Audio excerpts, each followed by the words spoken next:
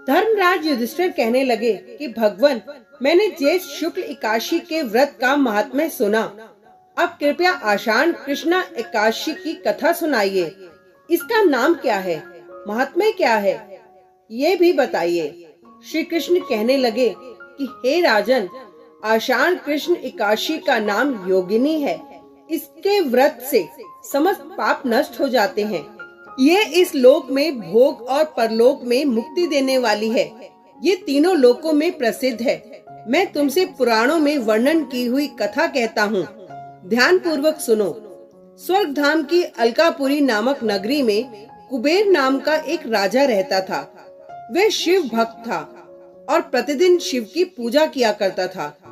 हेम नाम का एक माली पूजन के लिए उसके यहाँ फूल लाया करता था। हेम की विशालाक्षी नाम की सुंदर स्त्री थी। एक दिन वह मानसरोवर से पुष्प तो ले आया, लेकिन कामासक्त होने के कारण वह अपनी स्त्री से हास्य विनोद तथा रमण करने लगा। इधर राजा उसकी दोपहर तक राह देखता रहा। अंत में राजा कुबेर ने सेवकों को आज्ञा दी कि तुम लोग जाकर माली के न आने का कारण पता करो, क्योंकि वह अभी तक पुष्प लेकर नहीं आया।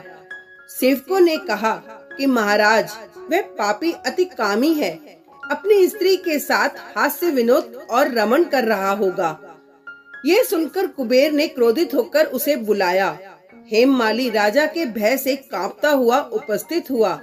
राजा कुबेर ने क्रोध में आकर कहा, अरे पापी, नीच, कामी, तूने मेरे परम पूजनीय ईश्वरों के ईश्वर श्री शिवजी महाराज का अनादर किया है।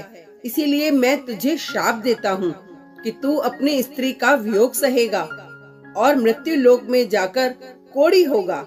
कुबेर के इस शाप से हेममाली का स्वर्ग से पतन हो गया और वह उसी क्षण पृथ्वी पर गिर गया।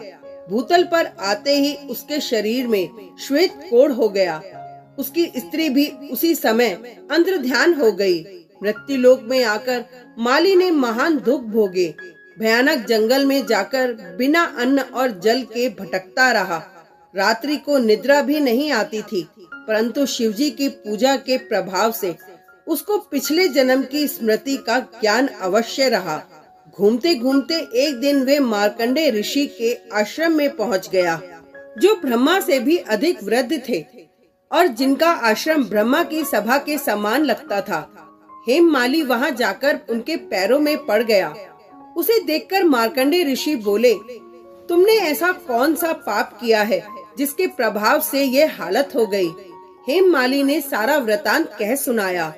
ये सुनकर ऋषि बोले, निश्चित ही तूने मेरे सम्मुख सत्य वचन कहे हैं, इसीलिए तेरे उद्धार के लिए मैं एक व्रत बताता हूँ।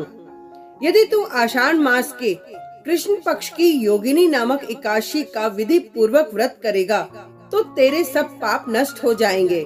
यह सुनकर हेममाली ने अत्यंत प्रसन्न होकर मुनि को साष्टांग प्रणाम किया।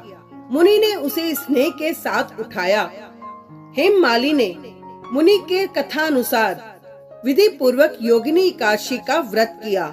इस व्रत के प्रभाव से अपने पुराने स्वरूप में आकर वह अपनी स्त्री के साथ सुख पूर्वक रहने लगा।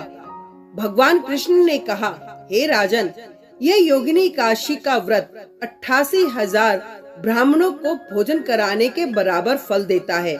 इसके व्रत से समस्त पाप दूर हो जाते हैं और अंत में स्वर्ग प्राप्त होता है। Thank you.